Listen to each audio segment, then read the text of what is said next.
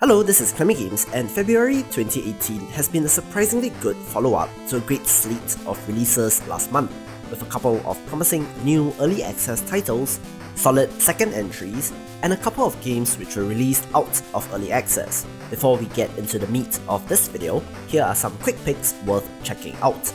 Roguemance is a roguelite with romance, featuring a cute and colourful art style and an interesting combat system. Verdant Skies is a Harvest Moon-inspired simulator-type game, only this time it takes place on an alien planet. Grow crops, fish, mine, cook, and more. Crossing Souls oozes the 1980s with light combat and puzzle elements with an overarching vibe that has been compared to Stranger Things. And finally, Space Tyrant is a simplified 4X strategy game that has you playing as a galactic overlord seeking to subjugate the galaxy, all wrapped up in a cartoony art style. With these done, here are the top 5 indie games you might have missed in February 2018. At number 5, A Case of Distrust. A narrative-based game that is set in 1924, you play as private investigator Phyllis Cadence Malone, hired to investigate a threat against her client's life. This features point-and-click style investigation of rooms and Phoenix Wright style conversations, wrapped up in a bold and beautiful noir art style and thematically appropriate music for this era in time and for this type of game. Number 4. Aegis Defenders. This is one part side-scrolling platformer with Metroidvania elements and one part tower defense. It has a gorgeous looking pixel art world which is filled with secrets, 4 playable characters, and local co-op support.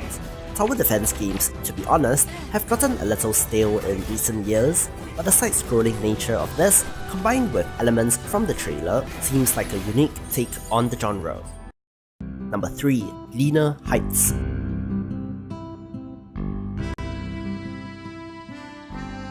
On the surface, this seems like yet another one of those Stardew Valley clones popping up on Steam in the wake of that game's great success. However, this game seems to have a more developed combat system, as well as robust farming, crafting, and relationships that you would expect of such a game. On top of this, there is a central mystery to do with the haunting past of the village, with supernatural horrors deep within the bowels of the earth. Villagers also lead double lives, and all may not be as they seem in Gleaner Heights.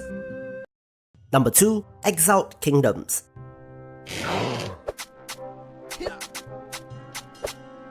If you are ready for a trip back in time, this game certainly invokes the old school action RPGs of the 90s. This features a huge open world, an engrossing plot, 4 character classes, many different types of enemies, faction reputation, guilds, dungeons, etc. Basically all the trimmings that you would expect in something like an Elder Scrolls game. At number 1, Dandara.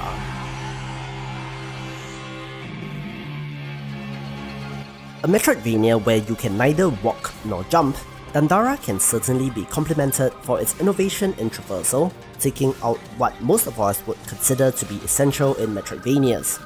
Add to that a Brazilian folklore-inspired narrative and innovative level designs that simply make you want to see what the developers came up with due to the locomotion restriction, and it is certainly an interesting one for the month. So these are my top 5 indie games you might have missed in February 2018. Do stay tuned for the top 5 best indie games for the month, and as always, thank you for watching. Please subscribe to keep up with the best indie games, and I will see you in the next video.